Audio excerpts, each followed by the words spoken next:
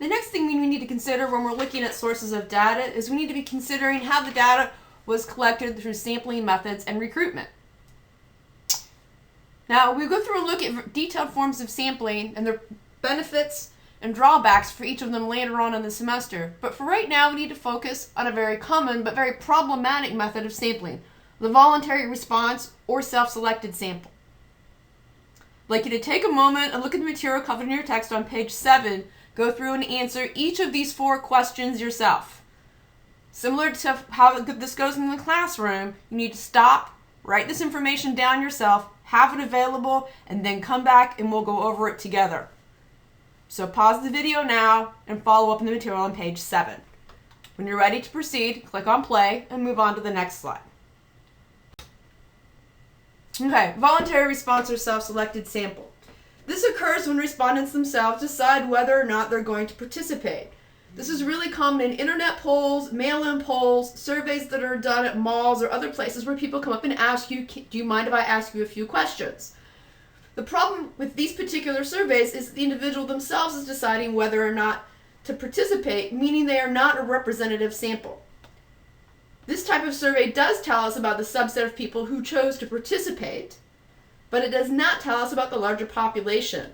So we have to be careful with any volunteer response or self-selected sample to not falsely generalize it to a larger population. For example, a survey done at a mall where individuals were asked whether or not they would answer a series of questions about their shopping habits may not be used to represent the shopping habits of all individuals at that mall, because individuals could have chose to select out, but also certainly couldn't be used to represent the shopping habits of women in general. To take a look at some more detailed examples of this, look at example 1 and example 2 over on page 8. Read through those carefully so that you understand how the voluntary response or self-selected sample can be a problem in data collection. Now, when we're looking at sample sizes, larger sample sizes can correct for some problems, and we'll look at this later on in the semester. However, no amount of a sample size is going to correct for the fact that your response was voluntary and self-selected. Using a voluntary response or self-selected sample survey approach is primarily used to present information to persuade individuals in order to show this is how people are feeling, or otherwise used as marketing tools. It is not used to collect accurate representation and develop detailed understandings of the situations or issues under consideration. Now, the other thing that we need to consider is location of recruitment. In order to look at the importance of this, I'd like to step back for a moment and look at an important historical event. In the 1950s, psychological research documented a link between homosexuality and psychiatric problems. This data was used as part of the evidence for registering homosexuality as a mental health disorder in the Diagnostic and Statistical Manual of the American Psychological Association. Up until, in fact, quite recently, homosexuality was itself listed as a mental health disorder. However, all the way back in 1956, the American Psychological Association's annual convention in Chicago, Evelyn Hooker presented a groundbreaking research that showed that there was no difference in psychiatric adjustment between gay men and heterosexual men. What could be one of the causes for her difference in results? Well, first of all, of course, hers is a single study, so we need to be careful about drawing conclusions from a single study. However, there was also another really important difference. These previous psychological studies had limited the recruitment of gay men to nearby community mental health clinics. The collection of heterosexual men were through surveys and introductory psychology courses. Notice, first of all, that they assumed that everybody who was in an introductory psychology course was a heterosexual man. They assumed that there would not possibly be any gay men in their courses.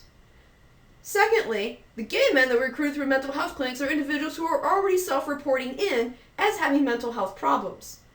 Therefore, the results of the study don't actually accurately represent the difference in mental health between gay men and heterosexual men, but probably would be an accurate representation of the difference in mental health issues between people who are already seeking community mental health assistance and your average introductory psychology student. Evelyn Hooker's groundbreaking step was to be balanced in her recruitment process. She recruited 30 gay men through one of the first gay rights organizations, and 30 heterosexual men through various firearm policemen and maintenance workers. Now, granted, using a gay rights activist organization still provides a certain amount of bias in her assessment, especially if she was looking at people's commitments, for example, gay rights or other political affiliate goals. However, it was certainly a better source of sampling recruitment for gay men than a mental health clinic. Now, let's go through and practice a little bit of what we've been looking at here. So, looking over on page 12 of your text, go through and answer each of these following scenarios and decide which one appears to have sound sampling methods and which one has a problem. Once you've gone through and answered these questions for yourself, proceed through to the next slide to check your work, just as we would in the classroom. Number 9, which is a survey of 721 subjects about providing personal information when using Wi-Fi hotspots. These people were internet users who responded to a question posted on the electronic version of USA Today. This appears to be a voluntary response sample and is therefore flawed. In fact, this is one of the most common sources of voluntary response sample data collection. You've probably run into them yourselves repeatedly when somewhere on the internet something asks you to provide your opinion about a thing. This data is reported back then as somehow informative. However, it in fact does not tell you anything about the average person's position on these issues. Always be suspicious of information that's collected in this manner. Number 12 was a Gallup pollster randomly selecting and telephoning 1,018 adults. This appears to be a pretty sound sampling method if we can assume that all 1,018 adults did answer the phone and did participate in the study.